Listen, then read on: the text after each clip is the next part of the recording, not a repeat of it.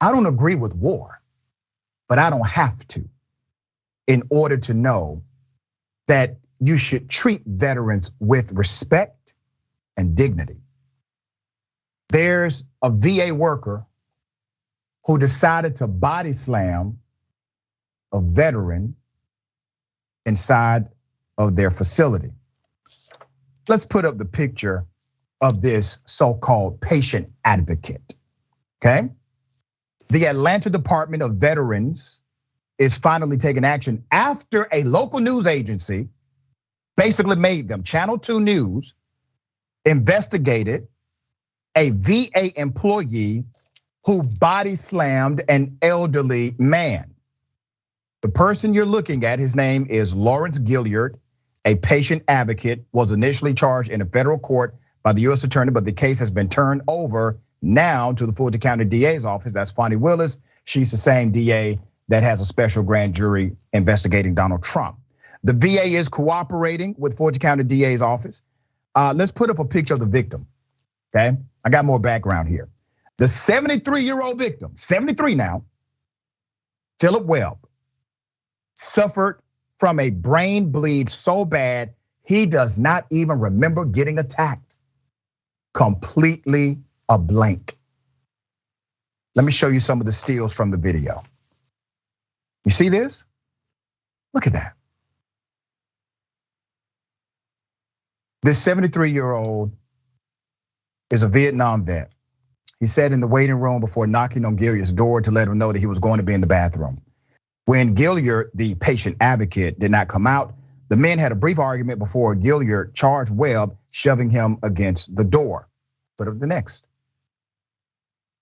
Putting both hands around Webb's neck, Gaillard body slammed him to the ground. Gaillard then kicked Webb in the head. The attack happened at a VA office at Fort McPherson on April 28th. Gaillard is now suspended, but it took nearly 2 damn months for the VA to take action. Channel 2 consumer investigator Justin Gray spent a month and a half trying to get hold of the video. They were hiding it, but it wasn't until after the story aired on Channel 2 Action News that the patient advocate was finally suspended without pay. He should be in jail, all right? So the local prosecutor, the DA's office, they are prosecuting this case. I don't know why, and I'm trying to get the answer to this. I don't know why the federal government decided to toss this back over to the local DA. I'm not sure why. Because the jurisdiction fits, obviously. But this is insane. Now think about the culture of those who work at the VA. I can't tell you how many times I've received phone calls from veterans who said they can't get anyone on the phone, or when they do and they go to the office, they're mistreated, they're talked about, they're talked down to, and the services are not available that they were told would be available to them. And then I have to get on the phone, I have to make a drive, and I have to talk to somebody in leadership. This is the culture of the VA. There are some people trying to change this from the inside, but do not think this is an isolated incident. This happens a lot where people who are working in that department could care less about the individuals they service. Now, is that everybody? Of course not. There's some very good people who work for the VA, and I know some of them personally. But there's a cultural dynamic, a great disconnect between patient care and veterans. All right, Adrienne, thoughts here.